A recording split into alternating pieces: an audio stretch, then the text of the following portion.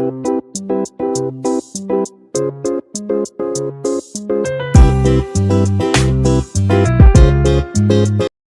Kitchen मध्ये नमस्ते। मी बनवते मटकीची झणझणीत अशी पातळ रस्सा भाजी।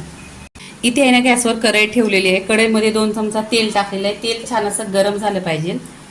इथे कढीपत्ता टाकायचा। कढीपत्ता पण छान असा तरतरला पाहिजे।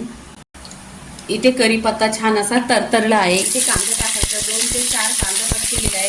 कांदा पण छान असा गोल्डन कलर करून घ्यायचा। तेलावर छान असं परतून घ्यायचं। कांदा इथे गोल्डन झालेला आहे। तर इथे अद्रक लसणाची आहे ना 2 चमचा पेस्ट घेतलेली आहे। इथे 2 ते 3 हिरव्या मिरच्या टाकलेल्या आहेत, कट केलेल्या आहे।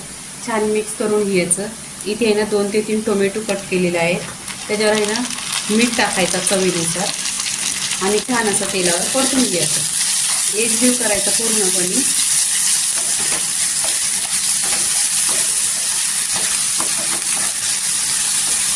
पूर्णपणे याचा टोमॅटोचा पाणी झाला छान असा परतून घेतलेला आहे।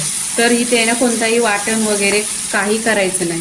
इथे आहे ना मी एक ग्रेव्ही बनवलेली आहे। याच्यामध्ये आहे ना सगळे वाटण आहे, सुके मसाले आणि गरम मसाला, अद्रक लसूण, राई, जिरं सगळं याच्यामध्ये आहे। तर वाटण वाटायची काही गरज नाही। आता इथे छान असं परतून घ्यायचं। इथे तेलावर छान असं परतून घ्यायचं। एक जीव करायचा पूर्णपणे असं तेलावर आहे ना 1-2 मिनटं छान असं परतून घ्यायचा। खूप छान असा टेस्ट येतो। नक्की तुम्ही माझा व्हिडिओ पहा। इथे आहे ना पाणी टाकायचं। मी पाणी आहे ना गरम करून घेते नेहमीच।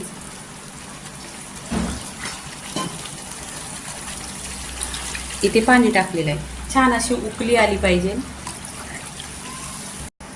इथे मटकी घेतलेली आहे, 250 ग्राम आहे। ही आहे ना घरीच मोर आणलेला आहे। तुम्हाला व्हिडिओ बघायचा असला तर भरपूर असे माझे व्हिडिओ आहेत। इथे छान असं मिक्स करून घ्यायचं। ह्याच्यामध्ये बटाटे टाकणार आहे। 2 बटाटे अख्खे घेतलेले, त्याचं कट केलेलं आहे। आता इथे आहे ना एक 10 ते 15 मिनिटं छान अशी शिजवून घ्यायची। ही आहे ना कुकरला नाही लावली ना तरी या कढईमध्ये पण छान शिजते। 10 मिनिटात पण शिजते छान अशी। आता ढाकण लावून घ्यायचं। इथे 10 ते 20 मिनिटं झालेली आहे आणि इथे मटकी आहे ना छान अशी पूर्णपणे शिजलेली आहे। इथे आता कोथिंबीर टाकायची। कोथिंबीर टाकल्यानंतर आहे ना मिक्स करायचं।